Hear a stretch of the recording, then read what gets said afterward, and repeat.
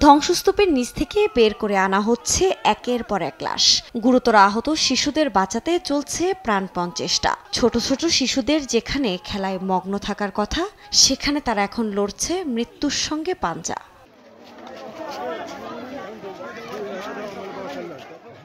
এ দৃশ্য এখন গাজার প্রায় সব অঞ্চলের। রোববারও গাজার শহরের হাসান সালামা ও আল নাসর স্কুলে ভয়াবহ বোমা হামলা চালায় ইসরায়েলি বাহিনী, যেখানে প্রাণে বাঁচতে আশ্রয় নিয়েছিলেন নিরীহ ফিলিস্তিনিরা, কিন্তু শেষ রক্ষা হয়নি। রোববারের এই আগ্রাসনে প্রাণ হারিয়েছেন বহু মানুষ, যার মধ্যে ৮০% শিশু। সেখানকার পরিস্থিতি এতটাই ভয়াবহ যে হামলার পর ধ্বংসস্তূপের নিচে সন্তানের লাশ খুঁজছেন মা।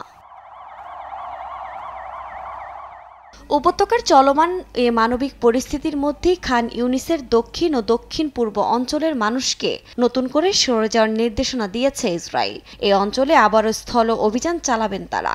এতে আরও ফিলিস্তিনি নতুন করে বাস্তুচ্যুত হবে বলে জানিয়েছে জাতিসংঘ। এর মধ্যে সামরিক চাপ বাড়ানো গাজার একমাত্র সমাধান বলে হুঁশিয়ারি দিয়েছেন বেনিয়ামিন নেতানিয়াহু।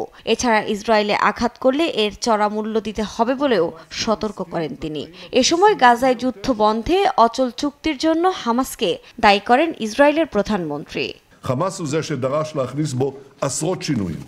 সরল সত্য হলো যে এই মুহূর্ত পর্যন্ত হামাস যুদ্ধবন্ধের মৌলিক শর্তাবলীতে সম্মত হয়নি, যা আমরা কোনোভাবেই হতে দিতে পারি না। হামাস নির্মূলের আগে আমরা পিছপা হব না। এদিকে মিশরের 2 দিনের সফরে রোববার আরিশ এবং রাফার সীমান্ত ক্রসিং পরিদর্শন করেন তুরস্কের পররাষ্ট্রমন্ত্রী।